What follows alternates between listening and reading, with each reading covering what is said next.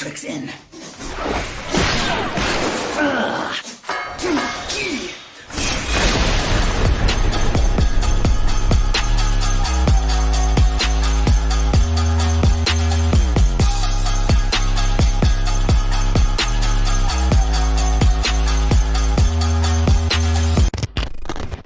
Yoshi-P was interviewed for patch 6.2. I'm actually curious what he's gonna say about the Savage raids. So from what I read about the Savage raids, is from what I read from our Discord server, Yoshi-P's actually played them himself, but he played the normal version. But he said that it's gonna be harder. It's gonna be harder than current tier, which I think it should be, considering it's like the second tier. I understand like the first tier was good, so like you get started with level 90 rotation. But then I look at Eden, right? Like Eden Savage first tier of Eden was S tier, S plus plus plus plus. That was like one of the best the best Savage raids ever. E4S was amazing. It was one of the best fights ever. So I really like that they're talking about the next Savage tier is gonna pop off.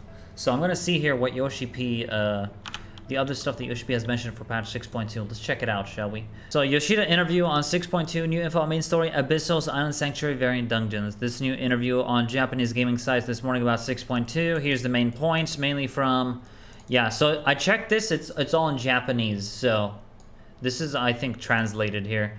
So the story of 6.x will end with a certain event. This will completely change the story, and 7.0 will be based on this. Wow, that's fucking huge. Also, yeah, quick note for everybody, if you don't want to know like theories or potential things, you probably want to mute the stream right now, or if you're on YouTube, you probably don't want to watch this, because apparently they're already talking about you know, the story of 6.x will end with a certain event. I'm actually curious what this will be. I'm very curious. So this next patch is going to direct you into something pretty big, it seems, that leads towards the next expansion. So I'm actually very interested with this one. I wonder what I know we're going to go to the Void, like no shot. We're going to go to the Void. Y'shtola's figured out what we got to do to enter the Void. We're going to enter the Void. It's going to be sick. And she has already the way to enter. So that's already settled down. I wonder if we're gonna see that the Vitra's sister in there too, alive or dead. That'd be fucking crazy. 6.x will change somewhat from the usual pattern of 0.1, 0.3 wrapping up the old storyline, and 0.4, 0.5 setting up the next expansion. He says we can expect to start seeing signs of direction of 7.0 and 6.5. Oh my god, they're really going in. They got the whole thing planned already, which is crazy. We'll change somewhat from the usual pattern of 0.1, 0.3 wrapping up the old storylines, and 0.4, 0.5 setting up the next expansion. Huh. So there's gonna be a change in pattern. Okay, that's pretty cool. The word memory in the patch title is linked both to the main story and the Pandemonium raids. Oh, okay. For example, the memories and feelings of the inhabitants of the 13th who have now become monsters, and whether the Warrior of Light and party will reawaken those memories by stepping into their world. With Pandemonium, he mentions memories you want to see them forget. Awesome. I was wondering why the title was called Buried Memory. Now we get a pretty accurate description on that. Nice. The weakest of the FF14 fiends will appear first. Oh, weakest of the FF... Oh, 4. Sorry. I read that 14. So, yeah, I've never played any of the Final Fantasy games, so I would never have, like, any opinion on any of this. So, I don't know what this is, but I guess, you know, as I played FF14, they keep bringing back, like, old references from the previous games and stuff like that. They did that with the Eden raids as well, so that's a major factor. Regarding the new trial, he confirms it is part of the MSQ this time. Oh, okay. Okay, so it's not just Blue Quest and stuff, yeah. Helped by the fact Savage is releasing 1 week later this time. He says it will not be revealed until the day of the patch, who the trial will be against, and whether it will be part of a series.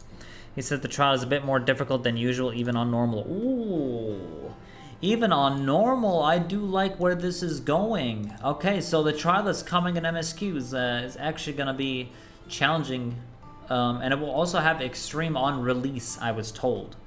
You guys can correct me on this if I'm wrong, but it's gonna have extreme, and it's gonna have the normal raids on top of that. So really, really good stuff. I like where this is going. The second part of Pandemonium will dive further into the Ancients' way of thinking. One question to watch out for is, what are we trying to seal in the depths of Pandemonium? Ooh, nice, interesting. I always love to get more info and more exploration with the Ancients and figure out like the past, and that's why I really loved Endwalker. We dive deep into what Shadowbringers left us with, right? Like we really understood in Endwalker just how, you know, how the world was back then. And you even go to Elpis, like it's fantastic stuff. So I do like this, diving more into the whole ancient way of thinking. I think is a good step forward for the game as a whole. And I really wonder what this is gonna be. So Ardbert Plox, you know, it'd be nice to have Ardbert and us connect again, you know, because, well, I mean, because we kind of did, but I don't know if he's still alive or dead, by the way. What do you guys think? Is Ardbert like full dead? I mean, because you threw the axe at him with his own ether against Emmet Selk, but he still lives, like, I assume. I don't actually know if he's dead or alive after the ending with Emmet Selk, because we never saw him since then. Well, technically because he's us, but I don't know. You let me know. What do you think? The second Savage tier will be harder than the first. There you go. The designers are aware that people are familiar with their level 90 rotations by now and have made adjustments based on this. At the time of the interview, Yoshida has only play-tested normal difficulty, but like the new trial, he believes it is relatively challenging. There you have it. That's what we've been waiting for. And this is actually the thing I read about Savage, right off the bat. The fact that it's going to be harder is a big plus, and the fact that they mentioned that at this point people know their level 90 rotation is also another big plus, because they understand like the player knows their shit, and so they're going to increase the difficulty. So I do like where they're going with this. This is a big plus, 100%. Based on feedback from the first tier, that some fights, P3S, were hard to see. They've paid more attention to the visuals and visibility this time. He also implies the new tier will be flashier, since some felt the last one was a bit plain compared to Eden. There you have it. Yeah, it's like P3S. This applies to everyone. Like, whether you're colorblind or not colorblind, colorblind is more annoying for P3S. But even if you're not colorblind, it can still be annoying to differentiate how many orbs you have on top of your head. It can be annoying. It can be annoying. So I'm glad they're giving like a better visual perspective on these raids and make them readable for all types of players. So that's a good plus. That's a good plus. I'm happy about this. Yeah, the more visually readable things are, the better as a whole. For Sephiroth Unreal, the middle phase will be a weak point for many groups. If you don't pay attention to the order of buffs, heals, and then damaging the enemy, the tank can melt at an incredible rate. Oh my god. There's a middle phase. If you don't pay attention to the order of buffs, heals, and then damaging the enemy, the tank can melt at an incredible rate. Holy shit, so the tank can actually die faster or something in Unreal now? With Sephiroth Unreal? Okay, I'll keep that in mind. So I guess if you're a healer, you want to make sure that you have enough mitigations for the whole team. And you also want to heal the tank, because apparently they can melt quite fast. Damn. Oh my god, wait, what is this? I read Dragoon and I read Ninja. Regarding the planned changes to Dragoon and Astrologian, the changes shouldn't be simply compared to Summoner. Instead, he mentions Ninja. The changes to that job during 5.x were considered a major overhaul by the devs, though the play feel was still similar. Regarding Dragoon, the discussions have been about reducing the number of actions that need to be used by merging actions. Though he says he would like to avoid changing what Dragoon has to do as much as possible. For Astro, the changes are related to the cards. It is difficult to decide on the adjustment to the cards since there are voices for and against the RNG element to them. Huh. Okay, this part is pretty interesting right here. Ugh. I don't know, dude. Let me zoom in a little bit so you guys can see. Did I zoom in too much? I might have zoomed in too much, I'm sorry. I definitely zoomed in too much. Alright, keep it like this. Huh. I like the part he says, he mentions Ninja, the changes to that job were considered a major overhaul, though the playing field was still similar. So the fight is actually hard, huh? Sephiroth. Oh, Astro cards? So, like, if you remove the RNG element to the Astro cards, that means... Huh. Yeah, they'd have to make, like, 3 separate buttons for 3 different cards if they want to do that, because you're either going to have a melee card or a range card. Wait, what's the third one? Sorry, never mind. Two sets of cards then. Melee and range. So, if they want to remove the RNG to it, they'd have to remove the ability draw card. So you don't draw a card, you just give the card. And that's it. And maybe they have charges. Or would they have 2 charges? I don't know. It's hard to tackle. I wonder how they'd rework that. Dragoon? I don't know what they're going to do with Dragoon. Something about merging. He would like to avoid changing what Dragoon has to do as much as possible. Only time will tell. 4.x to 5.x Nin was massively different. Even the playstyle was similar in a lot of ways. So it was different, but it was similar. The seals. Like when you draw a card, it can be melee or ranged.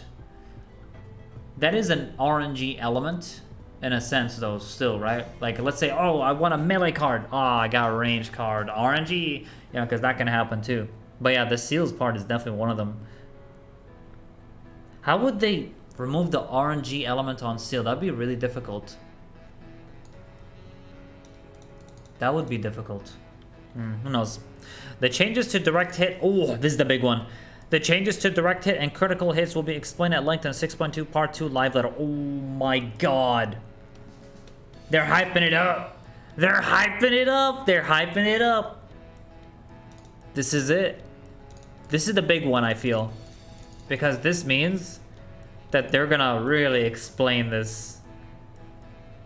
I can't wait to see this. Part 2 of the live letter. We'll see what they do with that.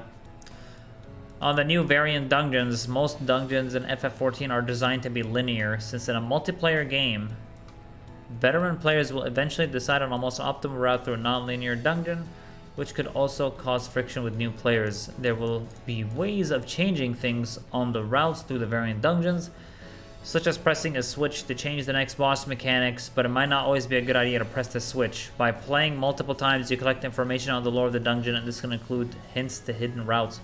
There are 2 bosses per route. Oh, they're talking about the new dungeon. Holy shit. Oh, yeah, so there's like paths. This reminds me of Guild Wars 2. This is a lot like Guild Wars 2. The dungeons in Guild Wars 2, you have different paths and they tell different stories.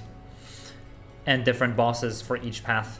This right here is quite literally Guild Wars 2 dungeons. And I ain't complaining. That's a big damn plus, I'll tell you that. That's a big plus. I can't wait to see that. There will be unique variant actions in the dungeons. Okay, special action keys, such as recovering HP or increasing defenses. This can help to make up for a missing roll, since the normal difficulty can have any party composition. Oh my god, okay, so you can't go for by the classic like melee's tank healer or whatever. DPS tank healer. Interesting. We'll see how they roll with that. For the higher difficulty criterion dungeons, via PF you can enter with any composition. Via PF you can enter with any composition. Okay. But Duty Finder will match you with 1 tank, 1 healer, 1 melee. 1 physical or magical range. Yeah. The difficulty level is too high for the Savage version, so there won't be matching for that. Yeah. Okay. Cool to know.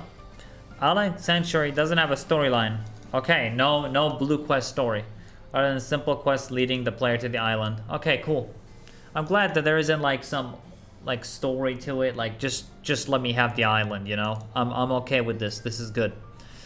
The weather will change on the island, but it will not snow since it is located in an area of the world where it doesn't snow. We're in Thancred. We're in Thancred.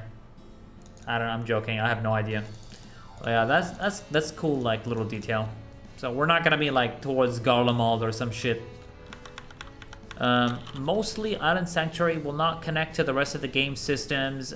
Example, being able to get tokens to exchange for items outside the island, but when you explore the limits, you will find some elements that connect to the outside world. Okay.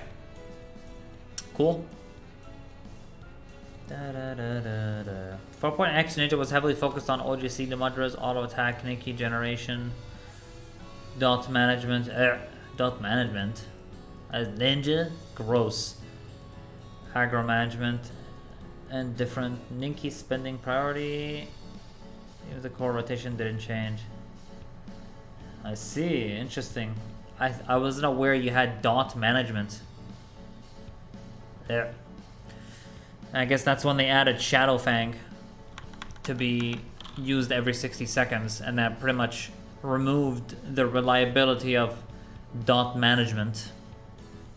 Nice. They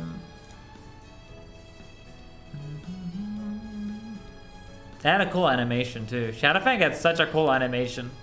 I'm still mauled that they like straight up removed the animation a bit. Like the animation was so cool, just like Chitin. Like Chitin had a cool animation. Shadowfang looked really cool. It really made me feel like a ninja. It was so badass.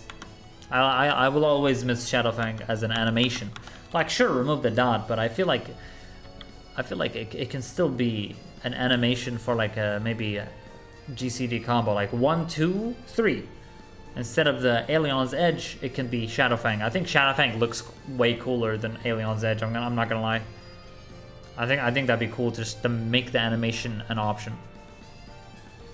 There will be rewards such as mounts for making progress developing the island. The interviewer asks if mount can also free roam on the island. Yoshida says, first of all, he wants people to enjoy the free roaming minions, but doesn't rule out the possibility of mounts. I see. Okay. You can queue up for a duty finder while on the island. Interviewer jokes, this gives people another excuse never to leave. Yeah. Well, I'm glad you can queue up while in the island, and it doesn't just... It's not like some kind of instance, like, oh, you're an instance, you can't queue up. Yeah, you should be able to be on the island while queuing up, so I'm happy about this. That's good. On the Relic weapon, for the past 2 expansions, these have been tied to the larger scale content of Bosnia and Eureka. This has both its good and bad sides. This time, since the team are working on a lot of other content for the expansion, it was decided to return to the ARR and Heaven's Word model of Relic weapons. Oh god. In discussions with both the scenario and battle team, it was decided it would be a lot of fun to make Manderville weapons related to Hildy. Look forward to what happens when Godburn and Geralt stand side by side. There will be a simple progression to the 6.25 quest, and he hopes people can play it casually, just like with anima weapons. This section right here...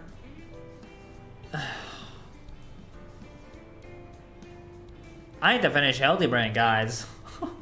I need to finish Hildebrand. If I'm gonna get the Relic weapon and I want to get this, I gotta do this Blue Quest story. Like, I haven't finished it literally since ARR. So that's not good. I should probably catch up. I should probably get that out of the way, because it's gonna be related to an important like relic, you know. We should do that.